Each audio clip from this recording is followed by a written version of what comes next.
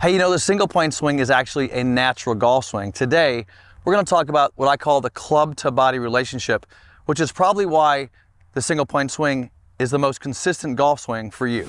Hey, welcome to the channel today. Sorry for my absence. I know it's been a while, but thanks for joining me. In the next video series, and I talk about series because make sure you stay tuned to the channel, click that bell icon, give me a thumbs up, and click the notifications so you get notifications when I post new videos, because in the next few videos I'm going to post the concepts of the single plane swing and why the single plane swing is easier and it's a more natural swing. So stay tuned for all these, at least the next 5 videos.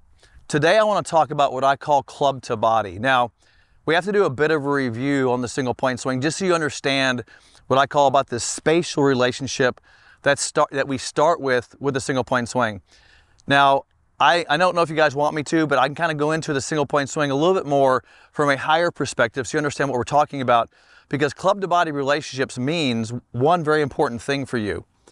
You start the club in the same spatial relationship that you impact.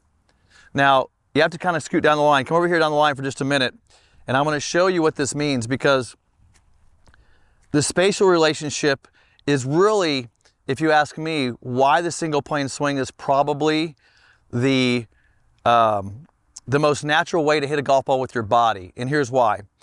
And this is probably what's not understood so much in conventional golf thinking, is when I set up on a single plane like this, you notice that the club is lining up with my trail arm.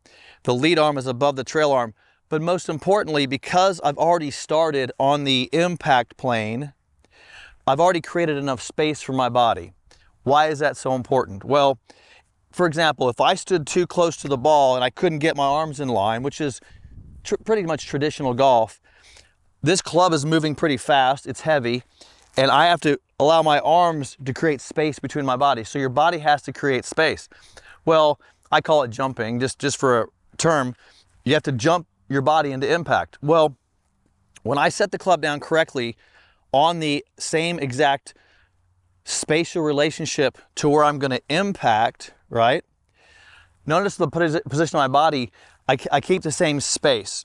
So I have a club to body relationship that I start with.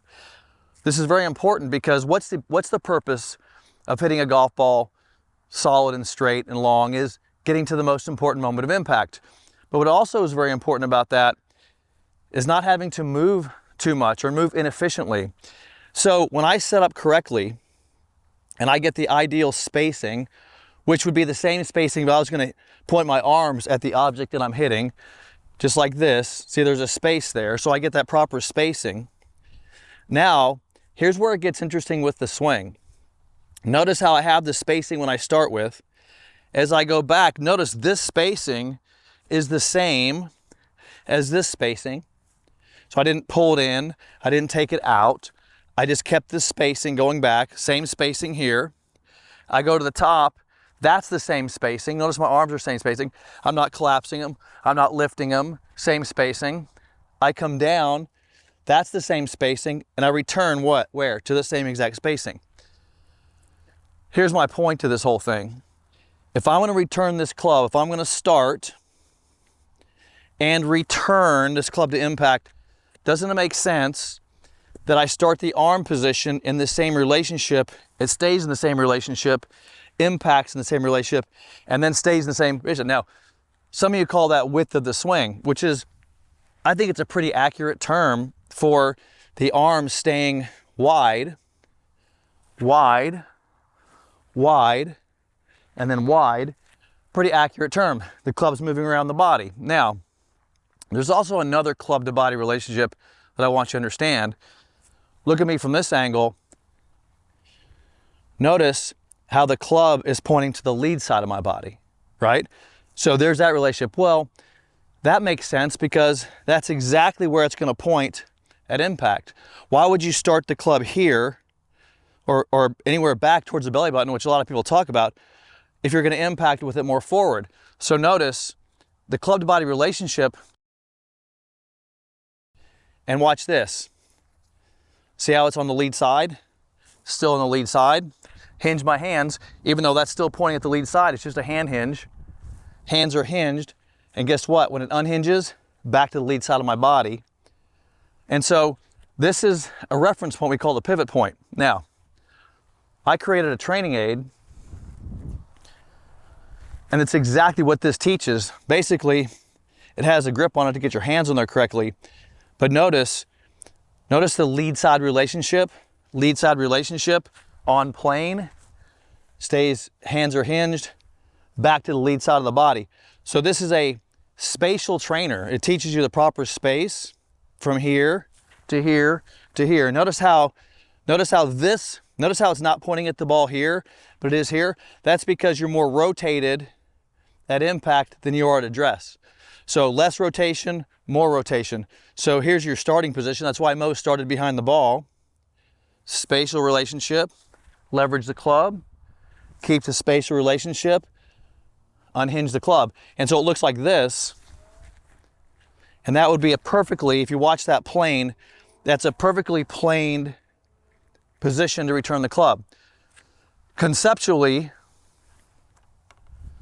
that is the single plane swing in a nutshell, because now what I can do is you can add elements to this that simplify it even more. For example, and I'll just walk you through, because the next few videos I'm gonna walk you through are gonna explain these concepts.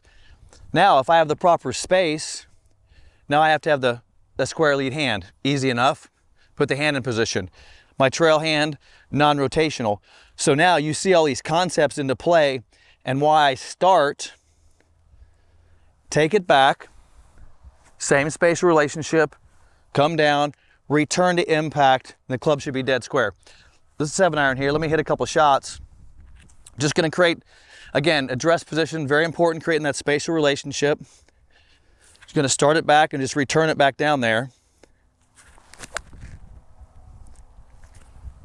And it's just a width. It's a width thing. Here, wide, wide. And I'll tell you this, if you struggle with the golf swing, and you've taken a zillion lessons and watched a bunch of YouTube stuff, I guarantee you, this was probably when I first met Moe and I first saw Moe hit a golf ball, this is the first thing I noticed.